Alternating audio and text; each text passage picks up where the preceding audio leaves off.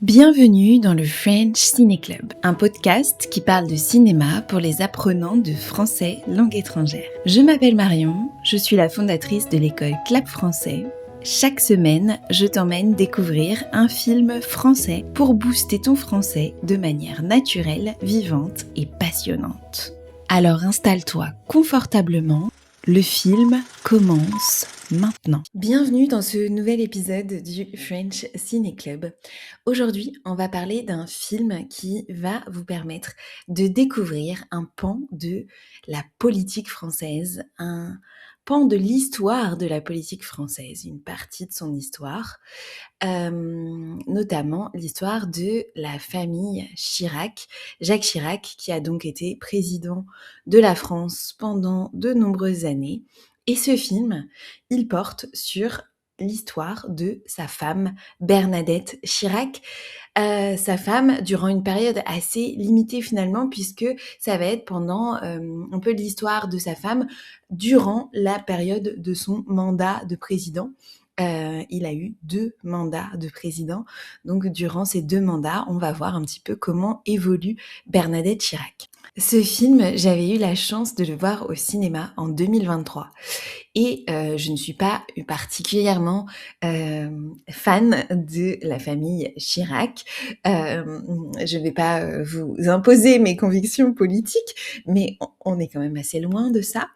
Et mais en voyant l'affiche, j'ai vraiment eu très envie de voir ce film et pour plusieurs raisons. Tout d'abord, la personne qui incarne Bernadette Chirac dans ce film, c'est la grande Catherine Deneuve et je trouve que ça fonctionne à merveille.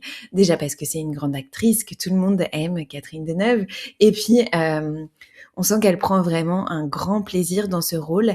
Elle m'a rappelé par exemple son rôle dans le film Potiche de François Ozon. Si vous l'avez déjà vu, on peut reconnaître un petit peu ce personnage-là, un peu de femme très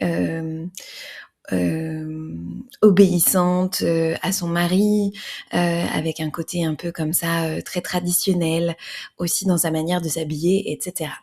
Je voulais qu'on fasse une petite pause et qu'on s'arrête quelques minutes sur cette affiche, l'affiche du film Bernadette.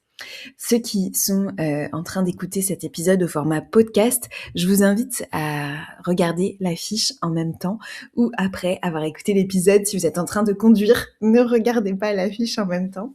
Et pour ceux d'entre vous qui sont ici en train de voir ça au format vidéo, regardez cette affiche assez attirante au niveau du regard. On y voit donc Catherine Deneuve qui représente Bernadette Chirac avec cette mise en pli parfaite, ses bijoux, ce foulard très très chic et puis un tailleur assez vintage, c'est le moins qu'on puisse dire, et assez kitsch aussi. Un tailleur rose avec des roses dessus, des roses sur différents tons de rose, la couleur rose. Et donc elle porte ce tailleur très classe. Et en fond, on voit donc une tapisserie avec exactement le même motif du tailleur. Elle se détache un petit peu, mais il y a un côté très pop, très visuel dans cette affiche que je trouve assez jolie. Et puis on a cette paire de lunettes de soleil et ce regard très affirmé et très confiant. Et dans sa main, vous pourrez repérer une petite tortue. La tortue, on le comprend dans le film, c'est un peu l'animal fétiche de Bernadette Chirac qui la suit un peu partout. Elle a des broches de toutes les formes de tortue. Et puis elle a une tortue qui lui est offerte par sa fille dans le film, par une de ses filles. Et puis on a tout en haut de l'affiche une petite phrase qui dit « Un Chirac peut en cacher un autre ». Il y a en France, quand vous prenez le train, si vous regardez, souvent quand vous traversez les voies ferrées, si vous devez traverser en voiture ou à pied un endroit où la voie ferrée croise la route, vous verrez souvent écrit « Attention, un train peut en cacher un autre ». Et ici donc la blague c'est « Un Chirac peut en cacher un autre ». Donc on comprend qu'il va y avoir quelque chose autour de la famille Chirac et la place de Bernadette dans cette famille. Voilà pour l'affiche, je trouve qu'elle est vraiment sublime et très intéressante et c'est vraiment ce qui m'avait à l'époque donné très envie de voir ce film, en plus du casting incroyable, donc Catherine Deneuve, Denis Podalides que j'adore, qui d'ailleurs excelle ici dans le rôle de conseiller de Bernadette Chirac, de conseiller en communication. On retrouve aussi Michel Villermoz dans le rôle de Jacques Chirac. On l'avait déjà vu, je vous en avais déjà parlé de cet acteur dans un autre épisode du podcast ici, sur un film qui parlait de la révolution du 25 avril, les grandes ondes. Vous pourrez réécouter cet épisode si vous voulez. Et puis la grande Sarah Giraudot que vous connaissez tous, qu'on a vu par exemple dans French Lover, ou aussi que vous avez peut-être découvert si vous avez regardé cette série à l'époque, dans la série qui a eu un grand succès en France et à l'étranger, Le Bureau des légendes. Voilà, donc ça c'est pour le casting, je vais vous raconter l'histoire de ce film. Donc on se dit, avec un nom pareil et une affiche comme ça qui affiche clairement donc qu'il s'agit de Bernadette Chirac, la Bernadette dont on a parlé dans ce film, on se dit qu'on va avoir affaire à un biopic. Bien sûr, quand on voit cette image très pop, cette affiche, on pense tout de suite à la comédie, hein. Cette affiche, elle a quand même un sous-ton très comique. Et ce qui est assez original, l'originalité de ce film, c'est qu'on est entre la comédie et la réalité. C'est pas tout à fait un biopic, c'est un film inspiré de la vie de Bernadette Chirac durant le mandat de son mari.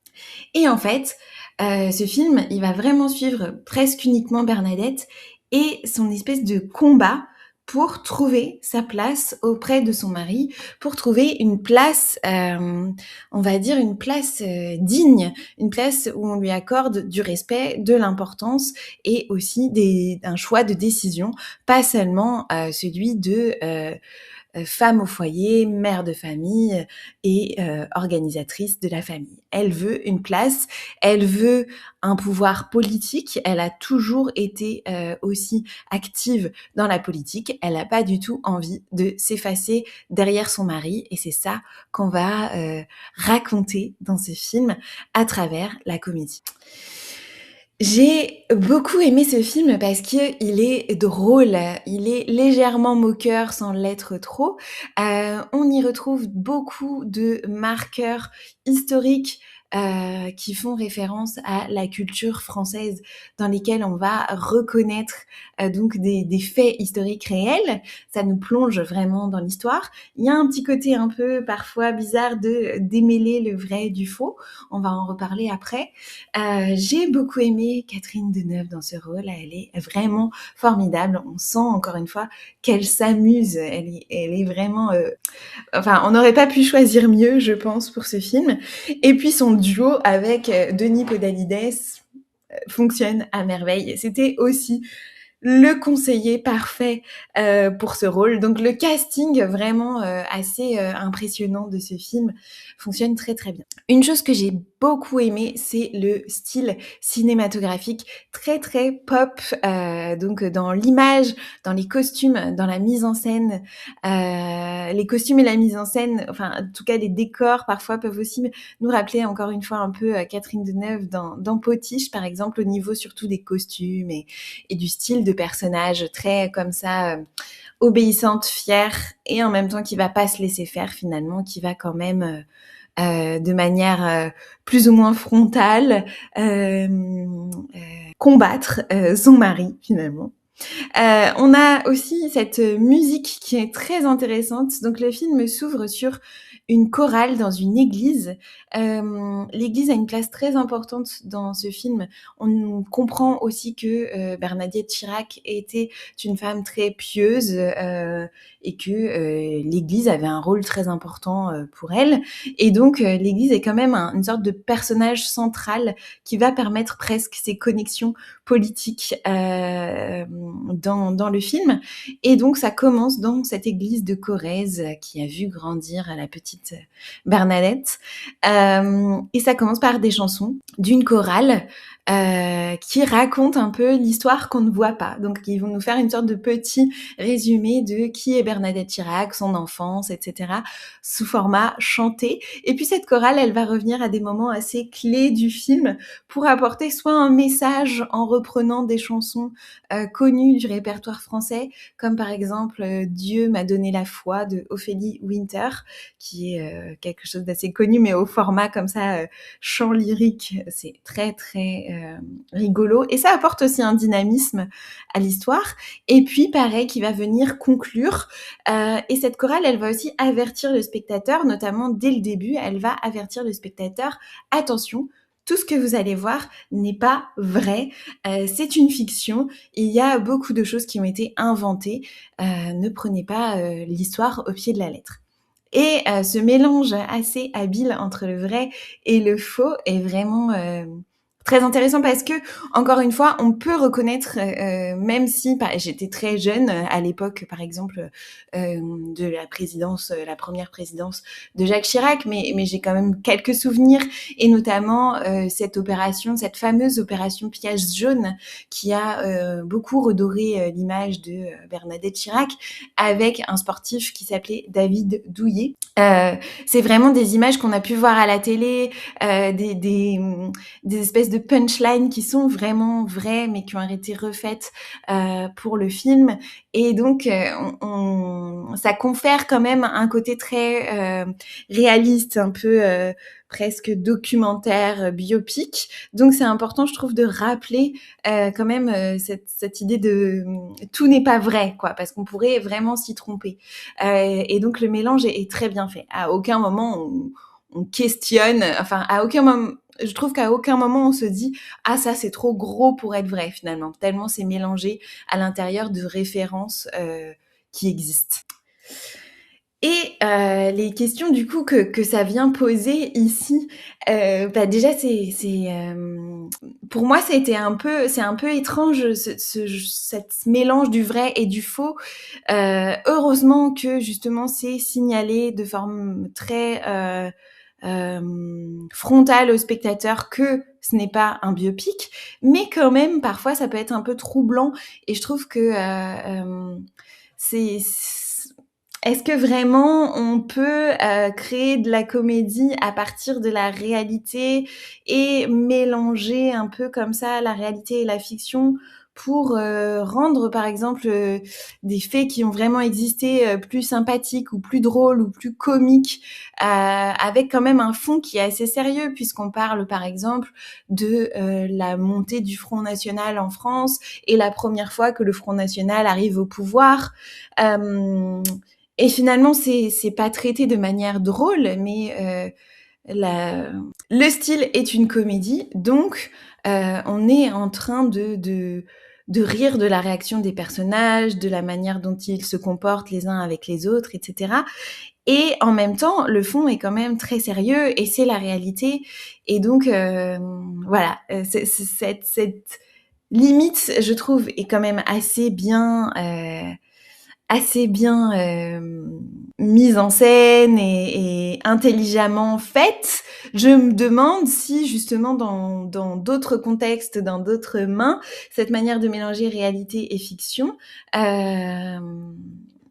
pourrait parfois peut-être créer quelque chose d'un peu trompeur justement pour le spectateur, et aussi peut-être créer une fausse image, avoir un côté un peu presque propagande finalement. Voilà. Donc ici, le traitement ne donne pas vraiment de place au questionnement. Est-ce que c'est vrai, est-ce que c'est faux, est-ce que c'est drôle ou pas, puisqu'on est vraiment dans un traitement comique, humoristique. Mais c'est une question que je me pose pour de futures œuvres, par exemple. Et puis, l'autre question centrale, c'est la place des femmes dans la famille en général, et puis dans le monde de la politique. et les femmes des hommes politiques et leur place, leur rôle dans la réussite de leur mari, puisqu'ici on voit bien quand même que pour sa deuxième campagne présidentielle, sa réélection, elle a quand même joué un rôle très important, un rôle stratégique vraiment dans la réélection de son mari, puis dans la sortie de crise à la suite de ses mandats. Elle a aussi été faire des alliances politiques elle-même en place de son mari pour sauver un peu l'image de sa famille. Et ça, c'est assez intéressant. Et ça a été assez peu finalement médiatisé en fait. Et donc c'est assez drôle de lui donner une place centrale dans un film. Et puis quelque chose qui je trouve est quand même assez récent et on le voit aujourd'hui très très bien dans l'actualité et tout comme le monde de la politique et de la communication en politique a énormément j'ai envie de dire évoluer, mais est-ce que c'est vraiment une évolution? A vraiment changé, on va dire. La place des premières dames a aussi énormément changé. Je trouve qu'il y a quelques années, c'est assez rare qu'on s'intéresse aux déclarations d'une première dame ou qu'il y ait quelque chose, enfin vraiment qu'elles aient une place dans la partie communication de leur mari. Elles étaient là pour faire bonne figure aux côtés de leur mari. Et aujourd'hui, on voit quand même que on a des premières dames qui sont très actives dans la stratégie de communication et la stratégie politique de leur mari. Voilà.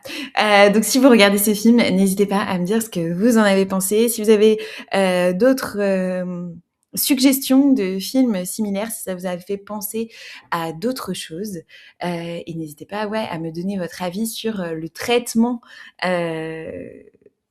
de ce film, de ce sujet dans un style comme ça comique. Je termine en vous partageant 5 mots de vocabulaire qui peuvent être intéressants. D'abord un mot qui a vraiment tout à voir avec le monde de la politique. Un élu ou une élue, c'est quelqu'un qui a donc été élu du verbe élire et ici ça va être le nom, un élu, une élue, quelqu'un qui travaille donc qui a été élu par le peuple pour travailler dans une des institutions de la République. Donc ça peut être une élue locale, une élue régionale, etc. Et donc Bernadette était élue en Corrèze. Voilà. Une